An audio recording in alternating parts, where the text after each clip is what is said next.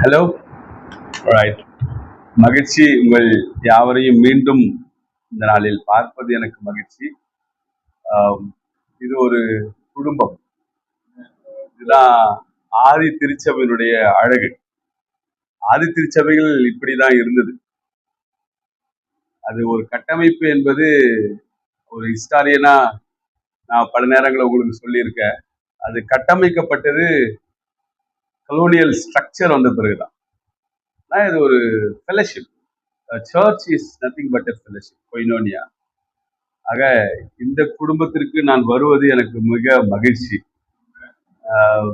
எவ்வளோ டெசிக்னேஷனை சொன்னாங்க, ஆனால் எனக்கு ஐஎம்ல ஒரு பார்ட்டா இருக்கிறத நான் எப்பவுமே ஒரு பெருமையாவே கருதுறேன். Because the cause is very noble. எங்க ஒரு நோபல் காசு இருக்கோ அங்க நான் இருக்கணும்னு நினைப்பேன். மாற்றுத்திறனாளிகளுடைய கூட்டமைப்புல தான் நான் ரெப்ரசன்டேட்டிவ், ஒரு பணக்காரர்களுடைய கூட்டமைப்புல இல்ல. Even not even the bishops council, ஒரு பெரிய பிஷப்ஸ் கவுன்சில்ல நான் ஒரு மெம்பரு அப்படின்றது சொல்றதுல கூட எனக்கு ஒரு பெருமை கிடையாது. மாறா என்னை போன்ற பாதிக்கப்பட்ட மக்களுடைய கூடுகை, அவர்களில் நானும் ஒருவனாக இருக்கிறேன் என்பதுதான் எனக்கு மகிழ்ச்சி. போன மாசம் நினைக்கிறேன் பெங்களூர்ல என்கேஜ் டிசபிலிட்டின்னு ஒரு ப்ரோக்ராம் நடந்தது. இந்தியாவில் இருக்கிற மாற்றுத்திறனாளிகள் அத்தனை பேரும் ஒரு இடத்துக்கு வருவோம். சந்தோஷமா இருக்குல்ல கேட்கறதுக்கு? இல்ல, இந்தியாவில் இருக்கிற மாற்றுத்திறனாளிகள் பல்வேறு தளத்தில் இருக்கிற மாற்றுத்திறனாளிகள் எல்லாம் ஒரு இடத்துல வருவோம். எங்களுக்கு இது 4 வருஷத்துக்கு ஒரு முறை அந்த கூட்டம் நடக்கும். நாங்க 4 வருஷத்துக்கு ஒரு முறை போகும்போது ஒவ்வொருவரையும் சந்திக்கும் போது அவ்வளவு மகிழ்ச்சி எங்களுக்கு. ஒருத்தர் விசாரிக்கிறது, அவங்களுடைய ஹெல்த்தை பத்தி கேட்கறது, ஊழியத்தை பத்தி கேட்கறது, இதெல்லாம் பண்ணும்போது இட் வாஸ் ரியலி எக்ஸைட்டிங். அங்க போயிட்டு நம்ம ஷேர் பண்றோம். ஒரு ஸ்பீக்கரா போனேன், அங்க போயிட்டு நான் ஒரு மாடரேட்டரா போனேன், ஒரு பேனலிஸ்டா போனேன் அப்படின்றத விட என்னுடைய சக நண்பர்களை, என்னை போல் பாதிக்கப்பட்டு சமூகத்தினால் புறந்தள்ளப்பட்ட மக்களை நாங்கள் ஒருவருக்கொருவர் சந்திக்கும் தளமாக அதை நாங்கள் பார்க்கிறோம். ஆக we take pride in such a kind of participation. அந்த வகையில ஐஎம் என்பது எப்படின்னா ஒரு கிராஸ் ரூட் லெவல்ல மிக எளிமையான முறையில எல்லோருக்கும் இறைப்பணியும் இறைவார்த்தையும் சென்றடைய வேண்டும் என்கிற ஒரு ஒரு ஒரு என்ன சொல்றதுங்க, ஒரு தூய்மையான ஒரு எண்ணம். இது ஒரு ரொம்ப ஸ்ட்ரக்சர்டா பண்ணணும் அப்படின்றது. Structure is there. நம்ம சிஸ்டம், அழகான ஒரு சிஸ்டம் வச்சிருக்காங்க, அழகான ஒரு சிலபஸ், அழகான கிளாஸ் ஸ்ட்ரக்சர்ஸ் எல்லாமே இருக்கு. ஆனா அதை எளிய மக்களுக்கும் என்ன சொல்றது, ஒரு கிராஸ் ரூட் மக்களுக்கும் போய் சேரணும்ன்றதுதான் இந்த ஐஎம்முடைய விஷன் அப்படின்னு நான் நினைக்கும் போது எனக்கு ரொம்ப மகிழ்ச்சி. சில நேரங்களில் பைபிள் காலேஜ் கட்டுறதுக்குன்னே ஒரு 10 ஏக்கர் வாங்கி போடுவாங்க. பார்த்துருக்கீங்களா? எனக்கு தெரியும், அந்த மாதிரி நிறைய காலேஜஸ் எனக்கு தெரியும். 10 ஏக்கர் 15 ஏக்கர்னு வாங்கி வளைச்சி போட்டுருவாங்க. நடுவில் ஒரு சின்ன காலேஜ் இருக்கும், ஆனால் அந்த காலேஜ் வளரவே வளராது. ஆனால் அவங்களுக்கு அது ஒரு அசட். எது? அந்த நிலமும் அதெல்லாம் பிற்காலத்தில் அது பல கோடி கணக்கில் போகும். ஒருவேளை காலேஜ் ரன் பண்ண முடியலன்னா என்ன பண்ணிடலாம், அந்த வித்து செட்டில் அவங்க வாழ்க்கையை செட்டில் பண்ணிக்கலாம். இப்படிதான் தன்னுடைய பயணங்கள், பணிகள் இருக்கும்போது எந்த ஒரு ஆடம்பரமும், எந்த ஒரு பெரிய அமைப்பு ரீதியான விஷயங்கள் இல்லாமல் மிக எளிமையான முறையில எளியவனுக்கும் இறையில் சென்றடைய வேண்டும் என்கிற ஒரு மாபெரும் திட்டம் இந்த ஐஎம்ல இருக்கு. அதனாலதான் நான் பெருமை அடைகிறேன். அதனால அருமை சகோதரி சொன்னாங்க, நான் அவங்களுக்கு ஆசாடுன்னு. நான் ஆசாடுனே கிடையாது, ஒரு நகரும் படிதான். அவளை இந்த இதுல இருந்து ஆமா இன்னும் படிமா அப்படின்னு சொல்லி ஒரு ஊக்கம் கொடுத்துனே, அவ்வளவுதானே தவிர அவங்களுக்கெல்லாம் நான் ஆசானெல்லாம் இருக்க முடியாது. அதே வகையில இங்க வந்து மாணவர்களோடு கூட நான் உரையாடுவது ஒரு ஃப்ரீடம் ஆஃப் திங்கிங், ஒரு ஃப்ரீடம் ஆஃப் ஷேரிங், ஒரு புதுமையின் ஒரு தற்காலத்துல இருக்கிற சூழலில எதிர்கால திருச்சபை எப்படி இருக்க வேண்டும் என்கிற ஒரு ஒரு ஒரு என்ன சொல்றது, ஒரு தொலைதூர பார்வை இந்த திருச்சபைக்கு இருக்கிறது. நான் ஒரு மாணவன் இருந்தாலும் கிளாஸ் எடுக்கிற ஆள் நான். இவ்வளவு பேர் உட்காந்துக்கிறீங்க, எனக்கு பயங்கரமான மகிழ்ச்சி. 30 மாணவர்கள் இருக்கிற கிளாஸ்ல ஒருத்த வந்தா கூட நான் என்ன செய்வேன்னா, எனக்கு கொடுத்த வேலையை நான் என்ன செய்யணும். மற்ற 29 பேரு ஏதோ காரணங்களால வர முடியல, அவ்வளவுதானே தவிர அதுக்குன்னு எனக்கு 2 பேர் இருந்தாதான் நான் கிளாஸ் எடுப்பேன்ற சொல்ற ஆளு நான் கிடையாது. அந்த ஒரு மாணவனுக்கு அவனாவது ஆர்வத்தோடு கூட வந்து உட்கார்ந்து இருக்கிறான்ல, அந்த ஆன்மா எனக்கு முக்கியம் அப்படின்னு யோசிக்கிற ஆளு தான் நான். அதனால இது ஒரு அழகிய குடும்பம். எவ்வளவு பேருன்றது விஷயம் இல்ல, பட் பியூட்டிஃபுல்லி ஒரு ஸ்ட்ரக்சர்டு ஒரு அழகான ஒரு குடும்பமா நான் இதை பார்க்கிறேன். எல்லாமே தெரிஞ்ச முகங்கள் தான், அம்மா எல்லாம் பார்த்திருக்கேன். ரொம்ப மகிழ்ச்சியான முகங்களை நான் பார்க்கிறேன். நீங்கள் பல்வேறு இடங்களில பல்வேறு பணிகளை செய்து கொண்டிருக்கிறார்கள் என்று நினைக்கும் போது எனக்கு அது மகிழ்ச்சி. எல்லாம் இங்கதான் வரணும்னு அவசியமும் கிடையாது. It has to be decentralise. அந்த சென்ட்ரல் என்ற சிஸ்டம் இங்க கிடையாது. அதுதான் இந்த டீசென்ட்ரலைஸ் தான் இந்த ஐஎம் உடைய ஒரு முக்கியமான ஒரு பணியா நான் பார்க்கிறேன். அங்கங்க குழுக்களை உருவாக்கணும், அங்கங்க ஆராதனைகள் நடக்கணுமே தவிர எல்லாமே கொண்டாந்து இங்கதான் வரணும், யூ ஷுட் கம் ஹியர் அப்படிங்கிற ஒரு சிஸ்டம் இங்க கிடையாது. ஸோ அது இந்த ஊழியத்தினுடைய ஒரு ஒரு புதுமையாக நாங்கள் பார்க்கிறேன். என்னை அழைத்தமைக்காக ரொம்ப நன்றி. I always love to come here. Thank you very much for this wonderful opportunity. தம்பி யோசேப்பு தேங்க்யூ. ஜோசப் ஃபார் காலையிலேயே போய் நீங்க ரயில்வே ஸ்டேஷன்ல உட்காந்துறதுக்கு ரொம்ப நன்றி. Thanks for your service to be. இந்த நாளில கிறிஸ்மஸ் வந்துடுச்சு, அதனால கிறிஸ்மஸை தொடர்ந்து தான் ஏதாவது செய்தி கொடுக்கணும்னு நினைக்கிறேன். ஆனா நீங்க அதெல்லாம் நம்புவீங்களான்னு தெரியல எனக்கு. நம்ப மாட்டீங்க. பட் இருந்தாலும் கிறிஸ்மஸ் என்பது தவிர்க்க முடியாத ஒரு கிறிஸ்தவத்தினுடைய பண்டிகை.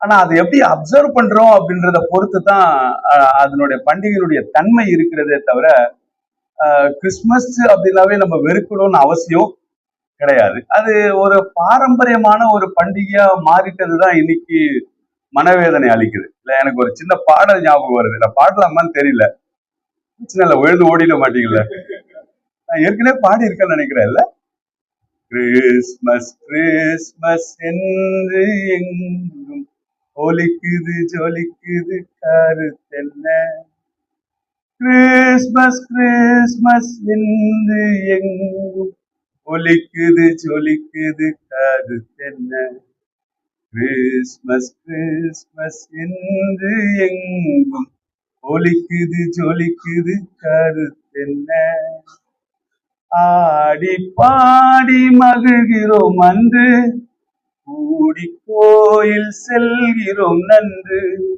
ஆடி பாடி மகிழ்கிறோம் அன்று, கூடி கோயில் செல்கிறோம் நன்று, தேடி புதிய ஆடை உடுத்தி வேடிக்கை விருந்து அதுவா கிறிஸ்மஸ், தேடி புதிய ஆடை உடுத்தும் வேடிக்கை விருந்தும் அதுவா கிறிஸ்மஸ், கிறிஸ்மஸ் கிறிஸ்மஸ் என்று எங்கும் ஒலிக்குது ஜொலிக்குது கருத்தென்ன.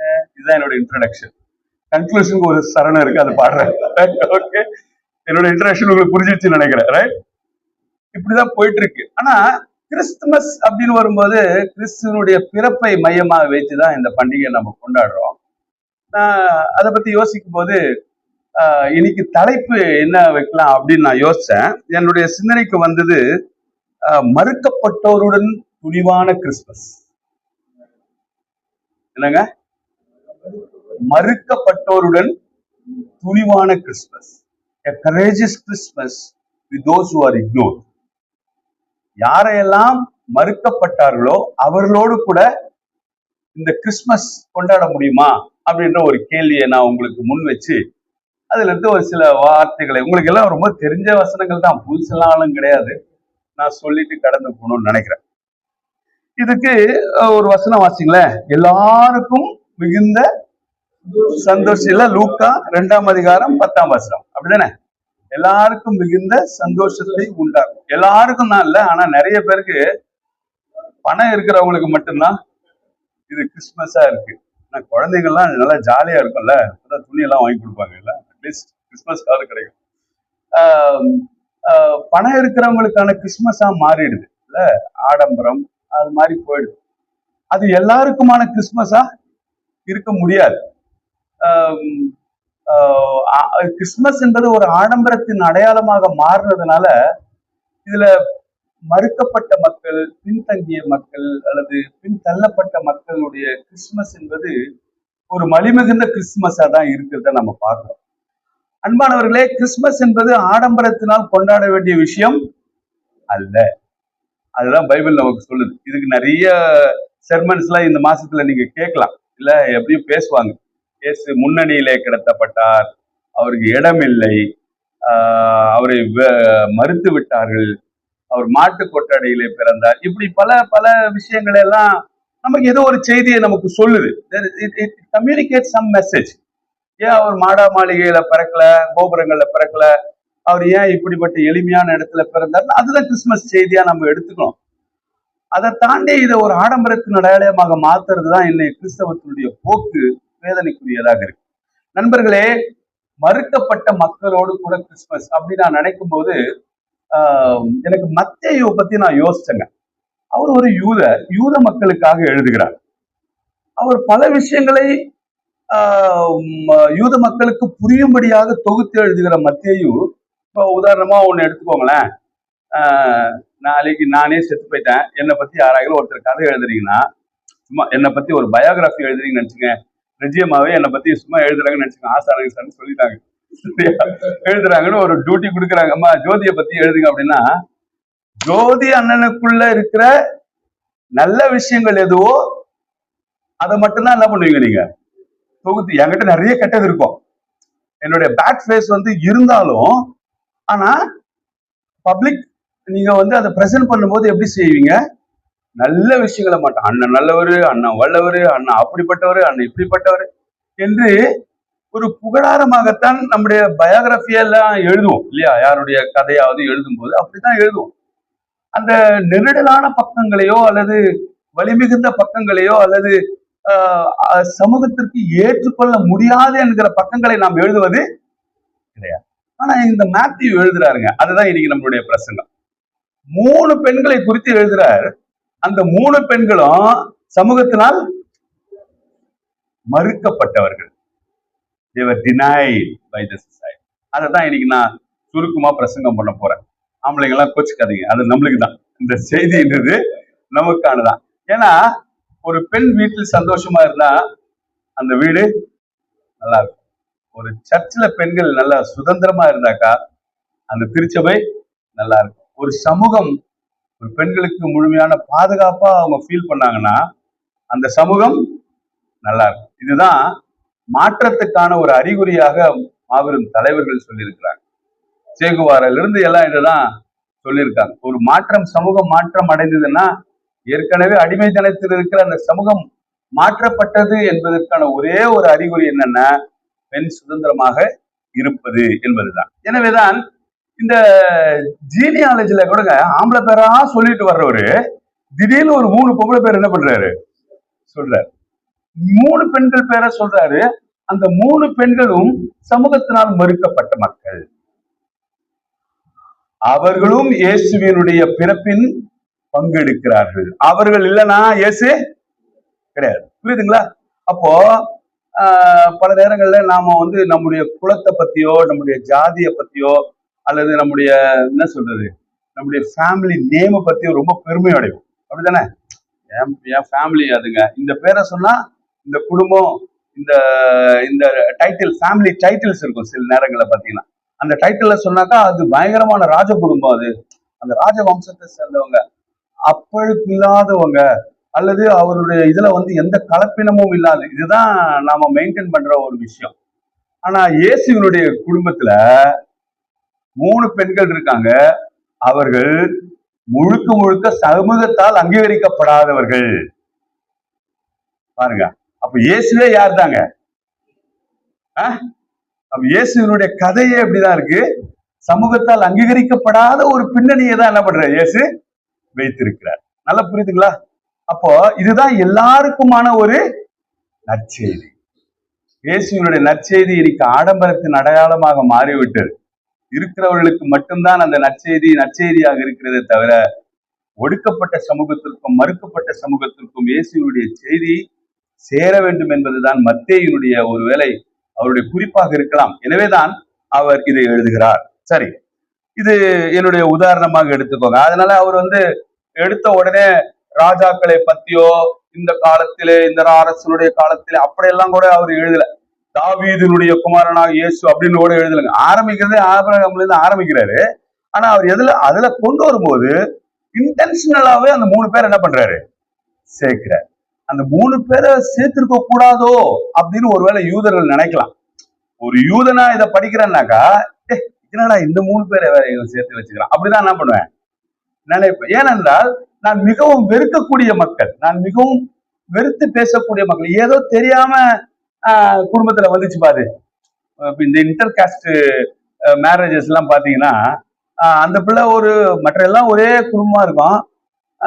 அந்த ஒரு பிள்ளை மட்டும் ஒருவேளை வேறு ஜாதியா இருந்துச்சுன்னு வச்சுக்கோங்களேன், அந்த பிள்ளை பத்தியே நல்லது என்ன பண்ண மாட்டான், வீட்டுல பேசவே மாட்டாங்க.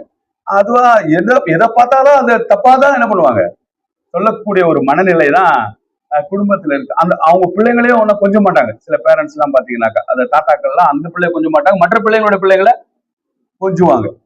ஏன்னா அது வேற ஜாதி பிள்ளை, வேற கம்யூனிட்டி பிள்ளை அப்படின்ற மாதிரி ஒதுக்கி வைக்கிற ஒரு மனநிலை தான் இருக்கு. ஆனா மத்தேயு அரசர்களை பற்றியோ அல்லது பெரிய பெரிய கனவான்களை பற்றியோ அவர் கூறாமல் என்ன செய்யறாருன்னா, அவர் இந்த 3 நபர்களை உள்ளடக்கிய ஒரு அழகான ஒரு பேக்ரவுண்டை இயேசுவினுடைய பிறப்புக்கு என்ன பண்றாருங்க, செட் பண்றாரு. அததான் இந்த கிறிஸ்துமஸ்க்கு நானும் இங்க செட் பண்ணலான்னு நான் நினைக்கிறேன்.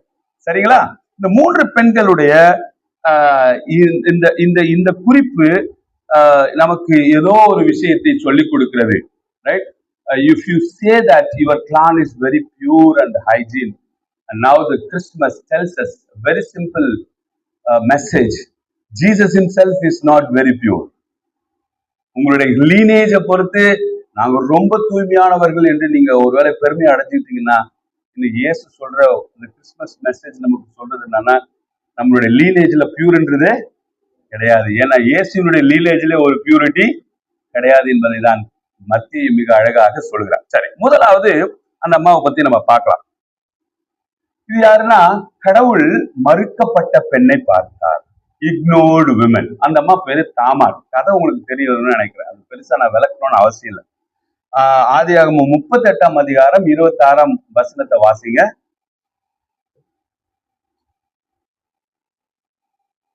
ஆதியாகமம் 38:26. அவைகளை பார்த்தறிந்து என்னிலும் அவர் நீதி உள்ளவர், அவரை என் குமாரனாகிய சேராவுக்கு கொடாமல் போனேனே என்றார். அப்புறம் அவன் அவளை சேரவிட்டார். பாருங்க, என்னை விட நீதியானவள் அப்படின்னு ஒரு ஆம்பளைய சொல்ல வச்சாங்க. யாரு? இந்த அம்மா. அந்த ஆம்பளை யாரான்னா, அந்த அம்மாவுக்கு எதிராக சதி செஞ்ச ஒரு மனிதர். யூதா உடைய பிள்ளைங்களை தான் இவங்க கல்யாணம் பண்றாங்க. முதல்ல யூதாவினுடைய மகனான எர் என்பவரை கல்யாணம் பண்றாங்க. கல்யாணம் பண்ணாக்கா அவன் ஒரு சரியான விக்கெட் ஃபெலோ போல இருக்கு, சீக்கிரத்திலே செத்து போயிட்டான். அப்ப அந்த காலத்துல எல்லாம் பாவத்து நிமித்தமா தான் சாவாங்க அப்படின்ற ஒரு புரிதல் இருந்துச்சு. அவன் இறந்து போன உடனே அவங்களுடைய வழக்கத்தின் பிரகாரம் அந்த ஜாதி மாதிரி போயிடக்கூடாது இல்லையா, அதனால என்ன செய்வாங்கன்னா, தம்பிக்கு என்ன பண்றாங்க, கல்யாணம் பண்ணி கொடுத்துருவாங்க. அடுத்த பையனை கூப்பிட்டு, எப்பா நீ கல்யாணம் பண்ணிக்கடா அப்படின்னு சொல்லிட்டு அவனை கூப்பிட்டு ஓணம் அப்படின்ற ஒரு மனுஷனை கல்யாணம் பண்ணி கொடுத்துட்டாங்க. இப்ப அவன் என்ன செய்யணும், கல்யாணம் பண்ணிக்கிட்டு அவங்களோட கூட சந்தோஷமா இருந்து அவங்க தேவையான, அவங்க பிரச்சனையே என்னன்னா வாரிசு தான். அந்த காலத்துல எல்லாம் வாரிசு தான். கல்யாணமே எதுக்கு நடக்குது, பேர் சொல்றதுக்கு தான் இல்ல, அந்த டைட்டில் இனிஷியல் போடுறதுக்கு தான் கல்யாணமே நடக்குது. அதை கொடுக்காம என்ன செய்யறன்னா, வேண்டுமென்றே அந்த அம்மாவோடு கூட பாலியல் உறவு கொள்கிறான். ஆனால் பிள்ளை பெறுவதற்கான வழியை என்ன பண்ணல, ஏற்படுத்தல. இது எவ்வளவு ஒரு பெரிய செக்ஷுவல் கிரைம் தெரியுமா? அதாவது ஒரு பாலியல் உறவு என்பது 2 பேரும் இணைந்து இணையாக ஏற்றுக்கொள்ளக்கூடிய ஒரு விஷயம். புரியுதுங்களா? ஒரு ஆணும் சரி பெண்ணும் சரி 2 பேரும் இணையாக ஏற்றுக்கொள்ளக்கூடிய ஒரு, அதுதான் கம்போசிஷன் ஆஃப் த பாடி. நம்முடைய உடலையும் என்ன பண்றாரு கடவுள் அப்படிதான் படைச்சு வச்சிருக்காரு இல்ல. 2 பேரும் அதுல ஈடுபாடு இருந்தால்தான் உங்களுக்கு முழு திருப்தி என்ன பண்ணணும், அது கிடைக்கும். ஆனா பல நேரங்களில நம்ம இந்தியன் சைக்காலஜி எடுத்துக்கிட்டீங்கன்னாக்கா, sex is only for male அப்படின்ற மாதிரி தான் இங்க இருக்கு. ஆணுடைய திருப்திக்கு மட்டும்தான் பாலியல் உறவு அப்படின்ற ஒரு ஒரு எண்ணம் நம்மிடத்துல இருக்கு. அதனால ஆண் திருப்தி அடைஞ்சா போதும் அப்படின்ற ஒரு மனநிலையில தான் இன்னைக்கு பல நேரங்கள்ல அது நடக்குது. பெண்ணை பத்தி யாருமே யோசிக்கிறது கிடையாது. அவருடைய உணர்வுகள் திருப்தி அடைக்கப்பட்டிருக்கிறதா என்பதை குறித்து யாரும் யோசிப்பது கிடையாது. அன்பர்களே, ஆனா இங்க பாருங்க, இந்த மனுஷனும் அந்த அம்மாவை உடல் ரீதியாக பயன்படுத்துகிறார். அந்த அம்மாவுடைய தேவையை என்ன செய்வதில்லை இவர் பூர்த்தி செய்வது. இன்டென்ஷனல் கிரைம், அது வேண்டுமென்றே. இதுதான் பெண்ணை பலவீனப்படுத்துகிற ஒரு விஷயமாக நாம் பார்க்கிறோம். நான் ஒரு மூவி ஒண்ணு பார்த்தேன், பேசலாமா என்னன்னு தெரியல, அதை பத்தி சொல்லக்கூடாதுன்னு நினைக்கிறேன். பட் இருந்தாலும் ஒரு மூவி ஒண்ணு பார்த்தேன், நேர்கொண்ட பார்வைன்னு நினைக்கிறேன். ரொம்ப அழகான ஒரு மூவிங்க. நான் ரொம்ப, அதாவது திருச்சபையில கத்துக்காத ஒரு விஷயத்த நான் போய் கத்துக்கிட்டது அந்த படத்துலதான். when somebody says no, no means no தான். அது அது எத்தனை பேர் அந்த வார்த்தையை நாம் மதிக்கிறோம் என்று நமக்கு தெரியல. நோ அப்படின்னு சொன்னா even if the wife says no, no அந்த ஒரு மனநிலை வரணும். ஆனா நம்ம அப்படி எடுத்துக்கிறது கிடையாது. நண்பர்களே, இந்த ஓணம் என்ன செய்யறாரு, ஓணன் என்ன செய்யறாருன்னா, அந்த மாதிரி செக்ஷுவலி எக்ஸ்ப்ளாய்ட் பண்றாரு, பயங்கரமா எக்ஸ்ப்ளாய்ட் பண்றாரு. அவர்களை தன்னுடைய இஷ்டம் போல பயன்படுத்துகிறார். ஆனால் அவர்களுடைய எதிர்பார்ப்புகளும் தேவைகளும் அவர் நிவர்த்தி செய்வது கிடையாது. எது அந்த விஷயத்துல, செக்ஷுவல் விஷயத்துல பாலியல் ரீதியாக தொடர்பு கொள்ளும் போது அந்த அம்மாவுக்கு என்ன தேவையோ அதை செய்வது கிடையாது. இதுதான் அந்த அம்மாவுக்கு ஏற்பட்ட ஒரு, it is almost equal to ஒரு ரேப். ஒரு பெண்ணை வலுக்கட்டாயமாக என்ன சொல்றது, ஒரு உறவுக்குள் உட்படுத்துவதற்கு சமானமான ஒரு செயலை நாம் பார்க்கிறோம். அன்பர்களே, அடுத்தது என்ன ஆச்சுன்னா, கொஞ்ச நாள் இவன் பண்ண இந்த துரோகத்துக்காக இவன் என்ன பண்ணிடுறான், செத்து போறான். செத்து போன பிறகு அடுத்தது யாரு, இன்னொருத்தர் இருக்கிறாரு. அதான் 3 குழந்தைகளை அவர் பெற்று வச்சுக்கிறாரு. அடுத்த லைன்ல இன்னொருத்தர் இருக்கிறாரு, அவரை கல்யாணம் பண்ணி கொடுக்கணும். ஆனா அவங்க அப்பா என்ன பண்றாரு, திடீர்னு யோசிக்கிறாரு. என்ன செய்யறாரு, அம்மா என் பையன் இன்னும் வளரல, அவன் வளர்ந்த பிறகு நீ கிளம்பி, நல்ல நல்ல ஃபாதர் போல இருக்குது, ஏன்னா சைல்டு மேரேஜ் பண்ணல அவரு, நீ வளர்ந்த பிறகு நீ வாமா அப்படின்னு சொல்லிட்டு உங்க அப்பா வீட்டுக்கு போயிட்டு அனுப்பிச்சு விடுறாரு. ஆனா அவருடைய நோக்கம் என்பது வேறு. எதற்கெடுத்தாலும் பெண்களை குறை சொல்லுகிற ஒரு மனநிலை நம்மிடத்துல இருக்கு இல்லையா? குழந்தை படிக்கலன்னா யாரை திட்டுறோம்? ஏன் குழந்தை படிக்கலன்னா ஏன் அம்மாவை திட்டுறோம், ஏன் அப்பாவை திட்ட மாட்டேங்கிறோம்?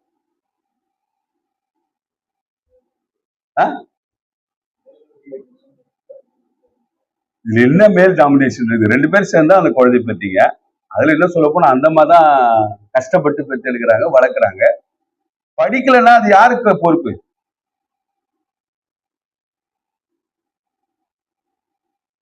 சில நேரத்தில் நான் கூட பாருங்க, பிள்ளைங்க 2 பிள்ளைங்க இருந்துச்சுங்களா, ப்ரோக்ரஸ் கார்டு வாங்குறதுக்கு நான் போக மாட்டேன்.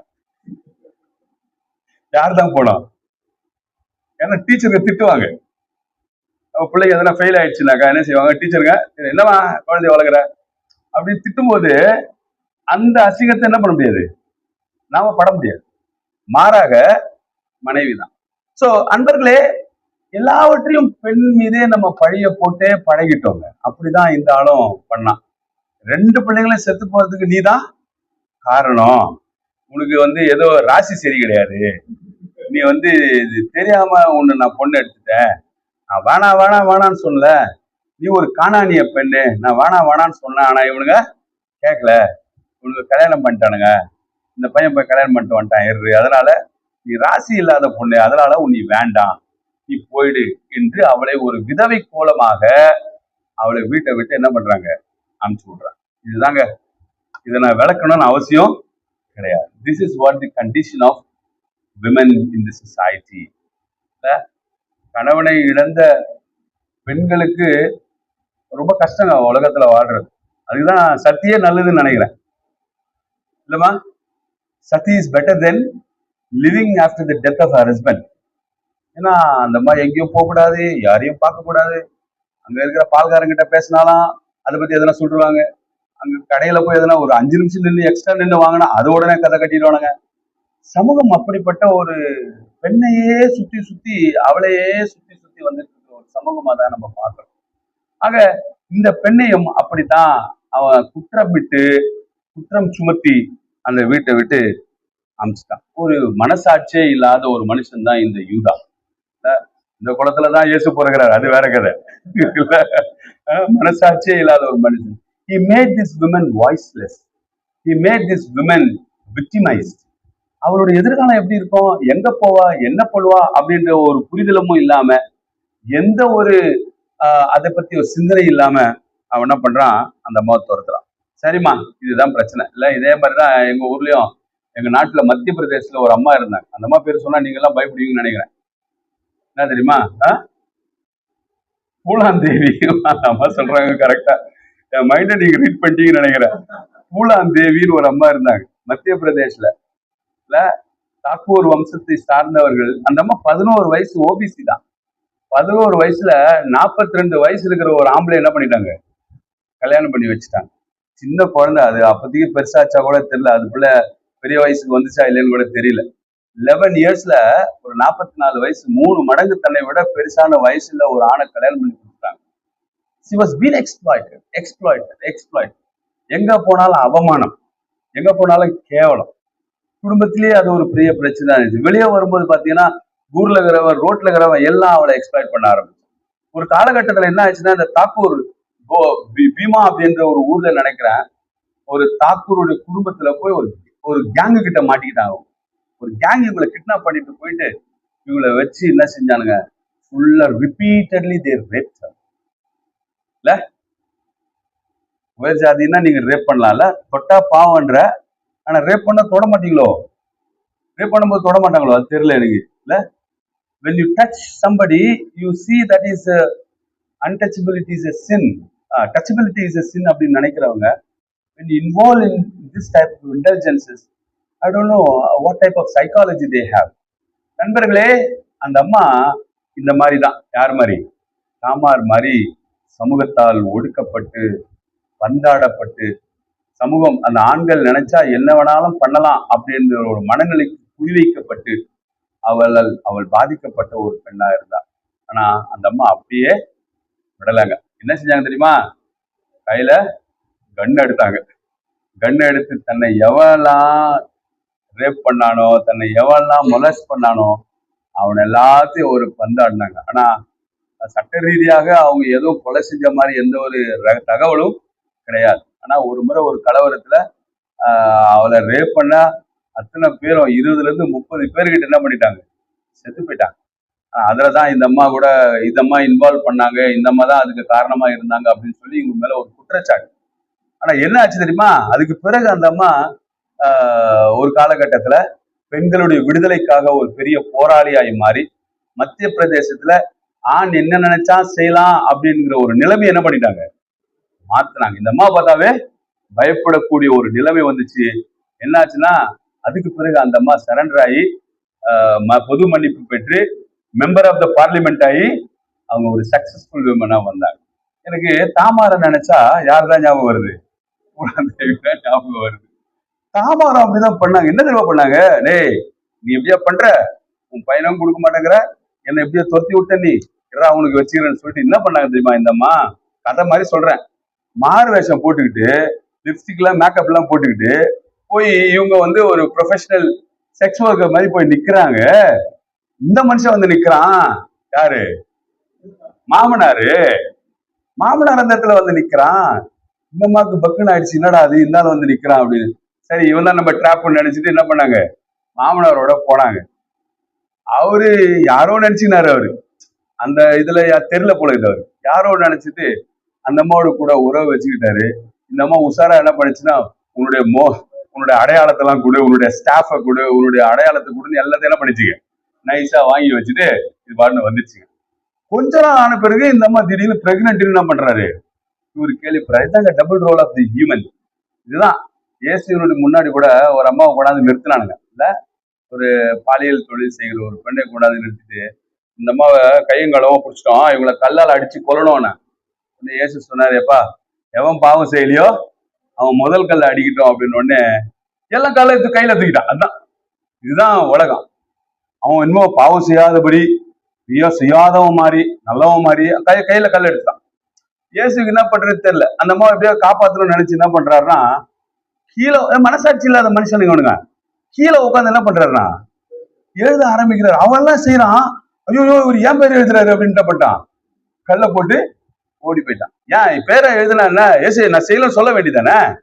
அப்ப என்ன விஷயம்னா, இவனுக்கு எல்லாமே திட்டு பசங்க, புரியுதுங்களா? அதே மாதிரிதான் இந்த யூதா, இந்த அம்மா பிரெக்னென்ட் ஆயிட்டாங்கன்னு உடனே இது எப்படி 2 பிள்ளையும் செத்து போயிட்டாங்க, அந்த அம்மாக்கு அப்பா ஒன்னும் ஆகல, சின்ன பையனை இன்னும் வளரல, வளர்ந்த பிறகு நான் அவனை கூப்பிட விரும்பல, இந்த மாதிரி எப்படி பிரெக்னென்ட், அவளை கொல்றா, கூப்பிட்டு வந்து அவளை எரிகிறா அப்படின்னு சொல்லிட்டு அவள் மீது பழியை சுமத்தும் போது, நண்பர்களே, அந்த அம்மா எடுத்து காட்டினாங்க அந்த அடையாளம். காட்டின உடனே தான் இந்த வசனத்தை சொல்லாரு, அவர் என்னை விட நீதியா. பாத்தீங்களா பாத்தீங்களா? எந்த சமூகம் அவளை அநீதியானவள், அசிங்கமானவள் என்று சொன்னதோ, அதே சமூகம் அவர் நீதியானவர் என்று சொல்ல வைத்தது தாமாரின் சம்பவம். எனவேதான் இயேசுடைய வம்சாவளியிலே அந்த அம்மா இருக்கிறதை நாம் பார்க்கிறோம். அன்பானவர்களே, இந்த ஒரு இடத்துலதான் ஒரு ஆம்பளை ஒரு பெம்பளைய பாராட்டுறான் பைபிள்லயே. This is the only place where the male was appreciating women. என்னை விட நீதியானவர் என்று சொல்கிற ஒரே இடம். பயங்கரமா அது குறிப்பெடுத்து வச்சுக்கோங்க, நோட் பண்ணி நல்லா பெருசா கிரீனிங்ல போட்டு வச்சுக்கோங்க. ஒரு ஆண் ஒரு பெண்ணை பாராட்டுகிற, தன்னை விட நீதியானவள் என்று சொல்லுங்க. ஏன்னா மாட்டிக்கினார் இவரு. எங்க கூட பாராட்டுறான் பாத்தீங்களா, அவன் மாட்டின பிறகுதான் பாராட்டுறான், எல்லாம் பாராட்ட மாட்டான். இதுதான் நிறைய ஆம்பளைங்களுடைய கதை. நண்பர்களே, இந்த தாமாரினுடைய இந்த வாழ்வு முறை நமக்கு இன்னைக்கு ஒரு பெரிய சேலஞ்சா இருக்கு. It is really challenging. ஏன் இயேசுடைய சுயசரிதையில வந்தாங்க அப்படின்னா, அவங்க அநீதி என்ன பண்ணிட்டாங்க, நீதியாக மாட்டாங்க. அவங்களை இக்னோர் பண்ணி விட்டாங்க. தூரமா ஒதுங்கியாரு, தள்ளியிரு என்று ஒதுக்கப்பட்ட அவர்கள் வெளி உலகத்திற்கு தன்னை காட்டிய அந்த வலிமைதான் அவர்களை உள்ளடக்க வைத்தது என்பதுதான் இந்த நாளில நாம் கற்றுக்கொள்ள வேண்டிய ஒரு பாடம். நம்முடைய வாழ்க்கையில பல நேரங்கள்ல நாம் சமூகத்தால் ஒதுக்கப்பட்டிருக்கிறோமா? நமக்கு அப்படிப்பட்ட ஒரு சம்பவங்கள் நடந்திருக்குமா? Yes, there are incidents. நாம் அப்படி யாராகலும் சமூகத்தால் புறந்தள்ளப்பட்டிருக்கிறோமா? நீங்க ஒதுங்கிடாதீங்க. தாமார உதாரணமா எடுத்துக்கோங்க. டேக் எ கான்ஸ்பிரசி, ஒரு பிளாட்டை உருவாக்குங்க, ஒரு கான்ஸ்பிரசி திட்டத்தை உருவாக்குங்க. எந்த சமூகம் உங்களை மறுத்ததோ அதே சமூகம் சொல்லட்டும், இவள் என்னை விட நீதியானவன், இவன் நீதியானவன் என்று அந்த சமூகம் சொல்ல வையுங்கள். எனவேதான் அவர் இந்த இயேசுவினுடைய சுயசரிதையிலே அங்கம் வகிக்கிறார்கள் என்பதை இந்த நாளில நாம் கற்றுக்கொள்ள வேண்டிய ஒரு பாடமாக நான் பார்க்கிறேன். இரண்டாவதாக நாம் பார்க்கிறோம் ராகாப். இது ரொம்ப சிம்பிளான ஒரு ஸ்டோரிங்க. யோசுவா 2ஆம் அதிகாரத்துல இந்த சம்பவம் இருக்குங்க. இந்த அம்மா பாத்தீங்கன்னா சீசர், இந்த அம்மாவும் செக்ஸ் ஒர்க்கர் தான். வேலையே தொழிலே ஒரு பாலியல் தொழில் தான் செய்யறாங்க அவங்க. இந்த எரிகோ கோட்டை இருக்கு இல்லைங்களா, அந்த கோட்டை கொத்தளத்துல வாழ்ற, கொத்தளம்னா என்ன சொல்றது, இது எட்ஜஸ் நினைக்கிறேன், கொத்தளம்னா உள்ள, ஆனா இது வந்து அந்த கோட்டை மதிர்சுவர் இருக்கு இல்லையா, அங்க வாழ்ற ஒரு நிலைமை தான். ஏன்னா மதிர்சுவர் உழும்போது இவங்களும் என்ன பண்ணணும், ஃபர்ஸ்ட் சாகும்போது யார் சாகணும்? ராஜா உள்ள உட்காந்துக்கிறாரு, கொத்தளத்தை உட்காந்துக்கிறாரு. ஒரு எதிரி நாடு வந்து நம்ம சண்டை போடுதுன்னா யாரு முதல்ல சாவாங்க? தேவையில்லாதவங்களாம் முதல்ல சாவாங்க. எப்படிங்க? தேவையில்லாத. திடீர்னு இங்க ஒரு சைக்கிள் வருதுங்க, யார் சீக்கிரத்துல சாகுது?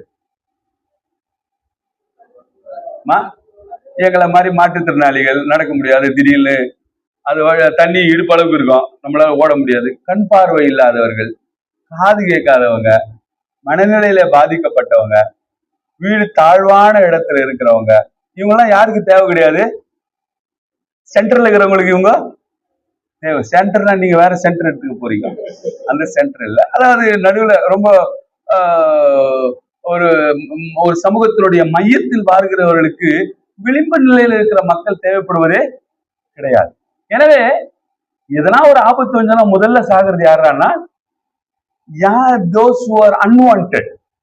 இந்த அம்மாவும் அப்படிதான், இவங்கெல்லாம் அன்வான்டட். ரெண்டாவது, இவங்க அந்த மதில்ல தான் இவங்களுடைய வீடுகள்லாம் இருக்குமா, அந்த மதிலுக்கு ஒத்தியோ அல்லது மதில்ல தான் இவங்களுடைய வீடுகள் இருக்கு. ஏன்னா அப்பப்ப இந்த டிராவலர்ஸ் வருவாங்க இல்லையா, பயணிக்கிறவர்கள், ஒரு ஊர்ல இருந்து இன்னொரு ஊருக்கு வர்றவன்னா அவனுக்கு வந்து போற இடத்துக்கு அது வசதியா இருக்கும்ன்றதுனால, இவர்களுக்கும் ஒரு வியாபாரம் நடக்கும்ன்றதுனால சமூகத்தினுடைய ஒதுக்குப்புறத்துல தள்ளப்பட்ட ஒரு சூழ்நிலையில தான் இந்த அம்மா வாழ்றாங்க. அப்படிதான் இருக்கிறாங்க. 2 ஸ்பைஸ் இவங்க கிட்ட வந்தாங்க. அவங்க பேரு யோசுவா அண்ட் காலேப். 2 பேரும் வந்து இந்த அம்மா கிட்ட இருக்கிறாங்க, போறாங்க. திரும்பியும் அந்த வேவு பார்க்கறதுக்காக உள்ள போகும்போது, உள்ள போயிட்டு திரும்ப வேவு எல்லாம் பார்த்துட்டு வரும்போது அரசர் தெரிஞ்சுக்கிறாரு, யாரோ 2 பேர் வந்து ஸ்பை பண்றாங்களே அப்படின்னு. ஏன்னா இந்த மாதிரி விலை மாதர்கள் கிட்ட வந்துட்டு போகும்போது, செக்ஸ் ஒர்க்கர் கிட்ட வந்துட்டு போகும்போது சோல்ஜர்ஸும் பெருசா என்ன பண்ண மாட்டான், அது கண்டுக்க மாட்டான். யாரோ வராங்க போறாங்க அப்படின்ற ஒரு மனநிலை தான். அப்போ அரசர் கண்டுபிடிச்சிட்டு உடனே அது யாரும் கண்டுபிடிக்க அப்படின்னு போகும்போது இதை பாக்குறாங்க. இந்த இடத்துல இவங்க வந்து கேட்கறாங்க, யாரு அவங்க 2 பேர் வந்தாங்களா, நம்ம வீட்லயே அவங்களை வச்சுக்கிட்டு வரல அப்படின்னு சொல்லிச்சு. ஏன் சொல்லிச்சுன்னு தெரியல. இல்ல அவங்களுக்கு என்னமோ ஒரு வெற்றிடம் அவங்களுடைய நாட்டுல இருக்குதுன்னு நான் நினைக்கிறேன். அவர்களுக்கான ஒரு சுதந்திரமோ அல்லது அவர்களுக்கான ஒரு உரிமையோ கானானிய நாட்டுல அவங்களுக்கு கிடைக்கல. அதனால ஒருவேளை இந்த இஸ்ரவேலர் படையெடுத்து வரும்போது நமக்கு அந்த சுதந்திரம் கிடைக்கும் அப்படின்னு ஒருவேளை அந்த அம்மா நினைச்சிருப்பாங்க. இந்த அம்மா சொல்றாங்க, செங்கடல்ல கடவுள் உங்களுக்கு செய்த விஷயங்கள் எல்லாம் நாங்க கேள்விப்பட்டு மிகவும் வியக்கிறோம் அப்படின்றாங்க. சோ அவங்களுக்கு ஏதோ அதை பத்தி ஒரு சின்ன தகவல் இருக்கு. அந்த தகவல்னால இஸ்ரவேலின் கடவுளாகிய தேவனை அவர்கள் என்ன பண்றாங்கன்னா புரிஞ்சுக்கிறாங்க. அந்த வெற்றிடம் இருக்கு இல்ல. நம்ம நாட்டுல கூட பாத்தீங்கன்னா கிறிஸ்தவம் எப்படி வந்துச்சு அப்படின்னு நான் ஒரு கேள்வி கேட்டேன்னா நீங்க என்ன சொல்லுவீங்க, மிஷினரிமார்கள் கொண்டு வந்தாங்கன்னு சொல்லுவீங்க. மிஷினரிமார்கள் கொண்டு வந்தாலும் இங்க வெற்றிடம் இருக்கிறதுனாலதான் கிறிஸ்தவம் என்ன பண்ணுச்சுங்க, இந்த இடத்துக்குள்ள உள்ள நுழைஞ்சது இல்ல. ஏன்னா இங்க இருக்கிற வந்து தலித் கம்யூனிட்டி மக்களை, கீழ்ஜாதி மக்களை, சூத்திர மக்களை கோயிலுக்குள்ளேயே விடாம என்ன பண்ணா தடுத்து வச்சுட்டு இருந்தாலும், வெளியே காம்பவுண்டுக்கு வெளியே இருந்த மக்களை மிஷினரிங்க அவர்கள் பேசினதுனாலையும் அல்லது அவருடைய ஆலயத்தை திறந்து வைத்ததுனாலையும் இந்த மக்கள் அங்கு உள்ளே சென்றார். நண்பர்களே, அப்படிப்பட்ட ஒரு வெற்றிடம் இந்த கானான் நாட்டுல இருந்திருக்கலாம். அதனால ராகாப் அந்த வெற்றிடத்தினுடைய ஒரு என்ன சொல்றது, ஒரு வலி மிகுந்த ஒரு பெண்ணாக அவர்கள் வாழ்ந்ததுனால இஸ்ரவேலின் தேவன் அவர்களுக்கு விடுதலை அளிப்பார் என்கிற எதிர்பார்ப்பு அவர்களுக்கு இருந்திருக்கலாம். ஆகையினால அந்த சோல்ஜர்ஸ் அவங்க சேவ் பண்ணி சொல்றாங்க, நீங்கள் இந்த நாட்டுல படையெடுத்து வரும்போது எங்களை காப்பாற்றுங்கள் என்று சொல்லி கேட்டபோது அவங்க சொல்றாங்க, ஓகே நீங்க சிவப்பு துணியை என்ன பண்ணுங்க கட்டி தொங்க விடுங்க, நாங்க வரும்போது பார்த்துக்கிறோம் அப்படின்றாங்க. நடந்தது அப்படிதான். இஸ்ரவேல ஜனங்கள் திரும்பி அந்த நாட்டுக்கு வந்து எரிகோ மதில் சுக்குநூறாய் விழுந்த போது ராகாபின் வீடு மட்டும். அப்போ ஒரு பாலியல் தொழில் செய்கிற பெண்ணும் இயேசுவினுடைய சந்ததியில அங்கம் வகிக்கிறாள் அப்படின்னும் போது எவ்வளவு சந்தோஷமா இருக்குது இல்ல. ஒரு பாலியல் தொழில் செய்கிறவர்கள் புறம்பானவர்கள் என்று நினைக்கிற சமூகத்திலே அவளும் இயேசுவினுடைய ஒரு வழியில இருக்கிறார் என்று சொல்லும் போது அது நமக்கு இந்த நாளிலே கற்றுக் கொடுக்கிற பாடம் என்ன? ஒதுக்கப்பட்ட மக்களை இயேசு புறம் சொல்வது கிடையாது. அன்லைக்லி பீப்புள், தேவையில்லாதவங்க, அவங்க விரும்பப்படாத மக்கள். முதல்ல தாமாரை பத்தி சொன்ன இக்னோர்ட் அப்படின்னா என்ன சொல்லுவீங்க தமிழ்ல? என்னமா? தள்ளப்படுகிறவர்கள இக்னோர்டு கண்டுக்காம இருக்கிறது. கண்டுக்காம இருந்த ஒரு பெண் தன்னை காண வைத்தார். இந்த அம்மா யாரான்னா தேவையற்றவர், அன்லைக்லி. வேண்டாம்ப்பா, இதுவான்னா இதுதான், இது வேண்டவே வேண்டாம், அவளை ஒதுக்கி வைங்க. இல்ல எனக்கு இந்த அம்மா நினைக்கும் போது இன்னொரு ஒரு அம்மா ஞாபகம் வராங்க, மஞ்சம்மா ஜோகத்தி. கேள்விப்பட்டிருக்கிறீங்களா? நீ யாரம்மா சொல்றீங்க? மூணாவது சொல்லிட்டீங்களா? சரி, முடிக்க சொல்றீங்க போல. சரி, ஓகே, ரைட். மஞ்சம்மா ஜோகத்தின்னு ஒரு அம்மா இருக்காங்க. இவங்க பேரு மஞ்சுநாதா ஆண். இவங்க என்னவா மாறிட்டாங்க? பெண்ணா மாறிட்டாங்க.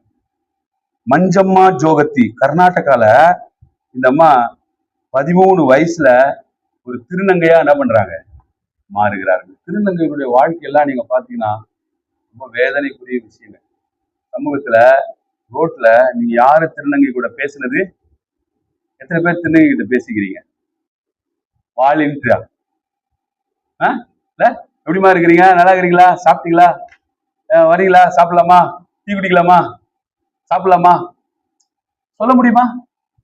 அதே ஒரு பிஷப்பை பாத்தீங்கன்னாக்க, ஒரு ஐயாவை பாத்தீங்கன்னா, அதே ஜோதிதையை பத்தி ஜோதியா வாங்க வாங்க வாங்க அப்படின்னு ஒரு திருநங்கையை பார்த்தனா unlikely person, it's not important. சமூகத்தில் அங்கீகரிக்கப்படாத நபர், தேவையற்ற நபர், தேவையற்ற ஒதுக்குப்புறத்துல தான் அவங்க வீடு இருப்பாங்க. சமூகத்தினுடைய எட்ஜில தான் அவங்க வீடு இருக்கும். மழையோ அல்லது அழுக்கு தண்ணி இருக்கிற இடத்துல தான் அவங்களுடைய வாழ்வாதாரமே அமைஞ்சிருக்கும். They are all unlikely. அவங்கள பார்த்தாவே அசிங்கம். அவங்க ஆம்பளையும் கிடையாது, பொம்பளையும் கிடையாது. ஆம்பளையா பார்த்தீங்கன்னாக்கா அவங்களுடைய உடல் பார்த்தீங்கன்னா ஆம்பளை கூட நல்லா நல்ல ஜாண்டிக்கா இருப்பாங்க. ஆனா அவங்களுடைய பாவனை எல்லாம் என்னடா அது, என்னது இது, சே கர்மம் அப்படின்னு சொல்லக்கூடிய மனநிலை கூட நமக்கு இருந்திருக்கு. Unlikely people. We don't want. நானு இந்த நேரத்து பெங்களூர் போயிருந்தோமா, அங்க ஒரு திருநங்கைகளுக்கும் கர்நாடகா சென்டர் டயசிஸ் பாஸ்டர்ஸ்க்கும் ஒரு சின்ன இன்டராக்ஷன் கான்வர்சேஷன் வச்சிருக்கு. அப்போ ஒரு அம்மா சொல்றாங்க, நான் இதே சர்ச்சுக்கு சென்ட் ஜான்ஸ் சர்ச்சுக்கு வந்திருக்கேன். வந்தபோது ஒரு ஒரு சர்ச்சில் தான் நான் உட்காரும் போது என் சர்ச்சில் என் கூட உட்காந்துட்டு இருந்த அம்மா எழுந்து போயிடுச்சு. நான் திருநங்கன்னு நான் திருநங்கன்னு சொன்ன உடனே, திருநங்கன்னு என்ன உருவத்தை பார்த்த உடனே அந்த அம்மா பண்ணிச்சு, எழுந்து போயிடுச்சு. இன்னொரு அம்மா சொன்னாங்க, இதே ஊர்ல தான் இருக்கிறாங்க அந்த அம்மா, இந்த ஊரா பக்கத்து ஊரா அரக்கோணத்துல இருக்கிறாங்கன்னு நினைக்கிறேன். அந்த அம்மா சொல்லி சர்ச் மெம்பர் அவங்க. நான் கம்யூனியன் எடுக்க போனா என் பக்கத்துல யாரும் நிற்க மாட்டாங்க, அடுத்தது கம்யூனியன் நின்று வாங்க மாட்டாங்க. ஐயா அந்த பொண்ணு கூட, அந்த பொம்பளை கூட, ஐயா அதுவா அது இது என்று சொல்லக்கூடிய ஒரு பார்த்தா அவங்க ரொம்ப கிண்டலா 9ன்னு வானம் கிண்டலான வார்த்தைகள். Unlikely people. அவங்களோட பேசுறதே ஒரு பாவமா நினைப்போம். ஒரு திருநங்கை கிட்ட ஒருத்தர் யாருன்னா ஒருத்தர் பேசினார்னா என்ன நினைப்போம், யாரா இந்த பொம்பளை கிட்ட போய் பேசிட்டு என்று சமூகத்திலே ஒரு என்ன சொல்றது, தேவையற்ற ஒரு மனிதர்களாக பார்க்கப்பட்ட நம்ம தான் மஞ்சம்மா ஜோகாத்தி இல்ல, ரொம்ப எம்பவரிங் பர்சன்ல பல முறை இந்த செக்ஷுவல் எக்ஸ்பிளாய்டேஷனுக்கு இவங்க தள்ளப்பட்டிருக்கிறாங்க. They live in the margins, city edges, village எட்ஜஸ்ல வாழ்றாங்க. அன்ஹைஜீனிக்கான ஒரு சூழ்நிலையில தான் அவங்க வாழ்றதை பார்க்க. அவங்களுக்கு அவங்க எவ்வளவு பெரிய பணக்காரர்களா இருந்தாலும் அந்த திருநங்கை என்கிற அடையாளம் அவர்களை ஒரு ஒரு கேவலமா தான் பார்க்க வைக்கும். இல்ல அவங்க எவ்வளவுதான் நகையெல்லாம் போட்டிருந்தா கூட அவங்க கூட யாரும் உட்காந்து சாப்பிட மாட்டாங்க. நேரத்துல பார்த்துப்பீங்க, அது போல அம்மா பார்த்துருப்பீங்கல்ல, 100 சவரம் 50 சவரம் எல்லாம் போட்டு சுத்துவாங்க திருநங்கை. ஆனா அவங்க யாரும் ஈக்குவலா உட்காந்து என்ன பண்ண மாட்டோம், நம்ம சாப்பிட மாட்டோம். That identity is still stigmatized. அவர்களுக்கு ஒரு அடையாளத்தை நம்ம கொடுத்து வைத்திருக்கிறோம். நண்பர்களே, இந்த அம்மா என்னாச்சுன்னா எடுத்து போராடுறாங்க. அந்த அம்மா பொதுவா இந்த திருநங்கைகள் எல்லாம் பிச்சை எடுக்கிற தொழிலும் பாலியல் தொழில் தான் செய்யறாங்க. ஏன்னா வேலை கொடுக்கறதுக்கு யாரும் கிடையாது. இல்ல நான் வேலை செய்யறேன்னு வந்தா கூட வேலை கொடுக்கறதுக்கு எந்த திருச்சபை எந்த குடும்பம் முன் வருவது. நண்பர்களே, இதுதான் அவருடைய அன்லைக்லி ஸ்டேட்டஸ். சமூகத்துல புறந்தள்ளப்பட்ட ஒரு மக்கள், அன்லைக்லி பீப்புள், தேவையில்லாதவங்க என்று நாம் நினைக்கிறவர்கள். ராகாப் அப்படிதான் இருந்தாங்க. ஆனா பாருங்க, அங்கதான் இஸ்ரவேலுடைய சந்ததி உருவாகிறதை நாம் பார்க்கிறோம். ஆமென் இல்லையா? அங்குதான் இஸ்ரவேலுடைய சந்ததி உருவாகிறதை நாம் பார்க்கிறோம். நண்பர்களே, இந்த அம்மா Manjamma Jogathi first TG president of Karnataka Janapada Academy. Janapada அகாடமின்னு கர்நாடகால ஒரு பெரிய அகாடமி இருக்குங்க. அதனுடைய திருநங்கையினுடைய தலைவராக என்ன பண்றாங்க, இவங்க மாறுகிறார்கள். State icon of folk culture, இந்த பாரம்பரிய நடனம் இதெல்லாம் இருக்கு இல்லையா, அதுக்கு ஐகான யாரு, கர்நாடகாவுடைய ஐகானா இருந்தது யாரு, இந்த அம்மா. அது மாத்திரமா, பத்மஸ்ரீ அவார்டு அந்த அம்மாவுக்கு கிடைக்குது. 2021 பத்மஸ்ரீ அவார்டு அந்த அம்மாவுக்கு கொடுக்குறாங்க. அந்த அம்மா ஒடுக்கப்பட்ட சமூகத்தினுடைய கலாச்சாரத்தை காக்கின்ற ஒரு மாபெரும் பெண்மணியாக அவர்கள் வருகிறார்கள். இல்ல ராகாப் மாதிரியே இருக்குல்ல இவங்களுடைய கதையும். யாரு வேணான்னு சொல்றோமோ அவங்க ஒரு பெரிய ஐக்கானா, நம்முடைய நாட்டினுடைய ஐக்கானாக மாறுகிறதை நாம் பார்க்கிறோம். ராகாப் அந்த இஸ்ரவேலரை அவர் காப்பாற்றி அந்த கடவுளினுடைய அந்த ரட்சிப்பின் திட்டத்திலே பங்கெடுத்தால் என்பது நமக்கு இரண்டாவதாக நாம் கற்றுக்கொள்கிற செய்தி. கடைசியா சொல்லி முடிச்சிடுறேங்க. இந்த அம்மா பேரு நம்ம நான் ரூத்தை பத்தி பேசலாம்னு நினைக்கிறேன். சரியா? அது இன்னொருத்தர் பேர் என்ன சொன்னீங்க? அந்த அம்மா பேரு இருக்குது தவிர அதுக்கு அடையாளம் இன்னொருத்தர் வச்சிருக்கிறான். யாருங்க? யாருங்க? சாலமோன். பத்சேபா தானே சாலமோனுடைய அம்மா, அப்படித்தானே? அதனால அடையாளம் தாவீதுக்கு போயிடுறதுனால அதை சேர்க்கிறாரு. இருந்தாலும் ஹெரிட்டன்ஸ் இஸ் கிவன். இப்ப இங்க அடையாளம் யாருமே கிடையாது. இந்த அம்மா உங்களுடைய ஒரு பெயர் தான். எனவே நான் ரூத்தை பத்தி பேசலாம் அப்படி நான் நினைக்கிறேன். நண்பர்களே, இவங்க இஸ்ரவேலர் தான். இவங்க மாமியாரு பஞ்ச காலத்துக்காக என்ன பண்றாங்க, பக்கத்துல இருக்கிற மோவாவுக்கு போயிடுறாங்க. இந்த மோவாப் எப்படிப்பட்டதுன்னு சொல்றேன் பாருங்களேன். ரொம்ப மோசமான எனிமி யாருக்கு? இஸ்ரவேலருக்கு. சில சம்பவங்கள்லாம் சொல்லணும்னா நீங்களே டென்ஷன் ஆயிடுவீங்க. ஏன்னா இஸ்ரவேலர்கள் இந்த மோவாபோடு கூட உறவே வச்சுக்க கூடாது அப்படின்ட்டான். இல்ல நீங்க பாத்தீங்கன்னா ஆதியாகமம் 19:30-38 வசனங்கள் எல்லாம் நீங்க வாசிச்சீங்கன்னாக்கா, ஏன் இந்த மோவாப் இஸ்ரவேலர்கள் வெறுத்தாங்கன்னா, லோத்தோடு கூட ஒரு தகாத உறவை முதல் குமாரத்தை கொண்டுதான் பெற்றா. அதனால அது தப்பான உறவுக்கு பிறந்த குடும்பம் அது. அதனால அந்த குடும்பத்தை நம்ம உறவே வச்சுக்க கூடாது, சம்பந்தமே வச்சுக்க கூடாது அப்படின்னு சொல்லிட்டு என்ன செஞ்சாங்க, இவங்க இஸ்ரவேலர்கள் அவர்களை ஒதுக்கியே வச்சிருந்தாங்க. இல்ல டியூட்ரானமி 4ஆகமமா இல்ல உபாகமம் 23ஆம் அதிகாரம் 3-4 வசனங்களை வாசிங்கன்னா, அவங்க அவர்களோடு கூட உறவே வைத்துக் கொள்ளக்கூடாது அப்படின்ற ஒரு சட்டம் இஸ்ரவேலர்கள் எழுதியே வச்சிருக்கிறான். இல்ல we must not have a kind of a relationship with, அவங்களோட கூட திருமண உறவு இருக்கக்கூடாது, அவர்களோடு கூட எந்த ஒரு இதை வச்சுக்க கூடாது அப்படின்னு சொல்றாங்க. இஸ்ரவேல் ஜனங்கள் எகிப்திலிருந்து வெளியே வரும்போது கூட இந்த மோவாப் போயிட்டு அவங்களுக்கு தண்ணி கூட கொடுக்கலங்க. அதுவும் உங்களுக்கு பயங்கர கோவம். நம்ம மக்கள் தானே, இப்பதான் விடுதலை வந்தாங்க, வாப்பா வாப்பா வாப்பா அப்படின்னு. சபரிமலைக்கு போறவனுக்கெல்லாம் நம்ம மோர் கொடுக்குறாங்க. இல்ல அவனுக்கு கொடுக்கறது கூட இவனுக்கு முன்னாடி வரல. அவ்வளவு ஒரு எனிமிட்டிங்க, பயங்கரமான ஒரு எனிமிஸ் தான் இவங்க. அது மாத்திரமல்ல, இதே மோவாப் என்ன பண்றாங்கன்னா, பாலாம் என்கிற ஒரு தீர்க்கனை வரவழைச்சு இஸ்ரவேலரை சபிக்க சொல்றாங்க. பயங்கரமான சாதாரணமான ஆளும் கிடையாதுங்க இவங்களும். யாருங்க? மோவாபியரும் சாதாரணமான ஆளுங்களும் கிடையாது. ஏன்னா அவன் பிறப்பே ஒரு மாதிரியா இருக்குன்னு இஸ்ரவேலர் அவர்களை கிண்டல் பண்ண அவர்களும் என்ன பண்றாங்கன்னா, இவர்களுக்கு ஒரு எளிமையாவே மாறுறாங்க. இல்ல அவரோடு கூட எந்த ஒரு தொடர்பும் வச்சுக்க கூடாது அப்படின்றதுதான் அங்க சட்டம். அவருடைய கடவுளாகிய பாகாலையும் வணங்கக்கூடாது. கானானிய கடவுள் தான். மோவாப் அடிக்கடிக்கு இந்த பாகால் கடவுளே வணங்க சொல்லி வற்புறுத்துறத அவங்க ஏத்துக்கல. அதான் உபாகமம் 23:3 வாசிக்காத தேவனுடைய சந்நிதியில வர்றதோ வாசிங்க. சபைக்கு உட்படலாகாது. 10ஆம் தலைமுறையிலும் என்றைக்கும் அவர்கள் கர்த்தருடைய சபைக்கு உட்படலாகாது. 10 தலைமுறைக்கும் நம்மளோடது வரக்கூடாது. ரைட்? இந்த ஊரை சார்ந்தவங்க தம்மா யாரு? இந்த ரோத். அங்க போயிட்டு என்ன பண்றாங்க, நகோமி அங்க போய் கொஞ்ச நாள் இருக்கிறாங்க. அபிமெலேக்கு செத்து போறாரு. அவர் 2 ஆம்பளை பசங்க பிறகுறாங்க. அவங்க 2 பேருக்கும் மோவாப்ல பெண் எடுத்துறாங்க, ஓர்பாவும் ரூத்துன்னு. அது 2 பசங்களும் என்ன பண்ணிடுறாங்க, செத்து போயிடுறாங்க. அது 2 பேரும் 3 விதவைகளா இருக்கிறாங்க.